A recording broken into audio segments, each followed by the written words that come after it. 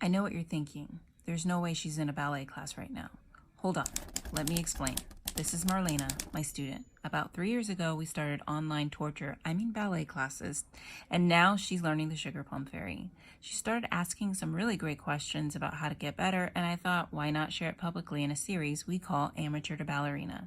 Now, back to the questions. So with light leg, we focused a lot in rond de jambe, even in tendus, and then we played around a little bit with pirouette, but mostly in our rond de jambes and tendus. I noticed that when I'm focusing on light and tight and turning out the working leg and making sure that there's no weight on it, it can sometimes lift my hip on the working side, which is obviously a no-no. We want the hips to be neutral and level. So then when I correct that, then it seems harder to make sure the leg is still light. So I guess I'm wondering how to balance light leg and a neutral hip. Okay, so one, this is a great question. And two, I wish I had a super great answer for you, because the truth is that it is a constant fight in the whole, for the rest of your ballet journey, whether it lead to something super professional and viral or something, hobbyist on the hobbyist level. It's going to be a fight and a struggle between the part of your body that's stable and the part of your body that is weaker.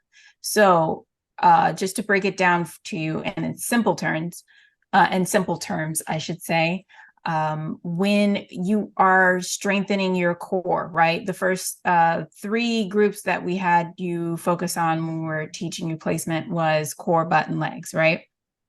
And we would use your butt to strengthen your core, right? And that was how your core got stronger, but we needed your legs to strengthen your butt. And then we needed your core and your butt to strengthen your legs. So we have to leverage the stronger parts of our body in order to make the weaker parts of our body strong. And it's a continuous cycle that has to keep going. So the feeling of it is you basically accepting the fact that there's always going to be something that you need to leverage to make stronger. And that balance of those hip levelings is just going to be part of your fundamental understanding of placement and turnout. So hopefully that satisfies you. I know that it can be difficult, but like I said, I wish I had a fun, fluffy answer for you that was like, oh, well, all you've got to do is this.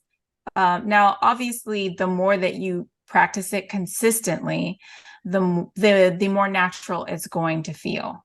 But, it's not a feeling that I would wait to happen. As I told you this week, I said, if you're waiting for a magical feeling, it's never going to come. The magic is in the hard work and the consistency so that you can get used to that awkward feeling, that awkward push and pull. Yeah, it's funny. You use that word awkward. I think we talked a lot this week too about not only ignoring emotional feelings, but ignoring physical feelings. And I did feel physically awkward a lot, or physically unstable, or physically just wrong in my body. And I feel so connected to my body that I feel everything so deeply that if something physically feels awkward, wrong, off, then emotionally it really impacts me. So I think that was why there were some emotional moments. Because I just personally, like, I'm so impacted when my body doesn't feel normal. And I'm going to take complete blame for that, because even though I tried to warn you about not letting your feelings get in the way, I wasn't specific. I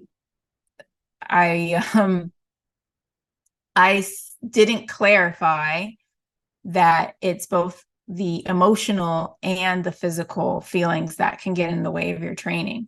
Because oftentimes when you're doing something right in placement, it can feel wrong in any other sense because it's not like it's a regular ballet class. It feels wrong. And so oftentimes you are fighting your own nature. You're fighting your own nature to produce a result that isn't even going to look like regular ballet at first. So you're fighting the resistance of your physical nature, the resistance of, what ballet is supposed to look like and what ballet is supposed to feel like. And I'm so sorry I didn't clarify that enough. And I hope that you get the message now that both physical and emotional feelings can get in the way of your training. But, you have the strength to push through. Thank you. You're really good at pushing me through it. So it's good. I hope so. I mean, we put in a lot of work. So it's like, hopefully we've gotten to know each other well enough to know when we can go into places where it's like, okay, we got to get this done. And there are times where it's like, okay, well, let's break this down. And then other times where it's like, we don't have time. We got to go. We don't have time. And we're getting to that point where, you've got what, 2+ weeks left, 2-ish weeks. So yeah, it's point hurts. Point hurts. So hopefully, like I said, you can come down from it, and I think you're darling. Anyways, anything else? No, that's it. Awesome. So again, thanks you guys for watching. You feel free to subscribe and comment if you have let physical or emotional feelings get in the way of your training. And other than that, we'll see you next week. Bye. Bye.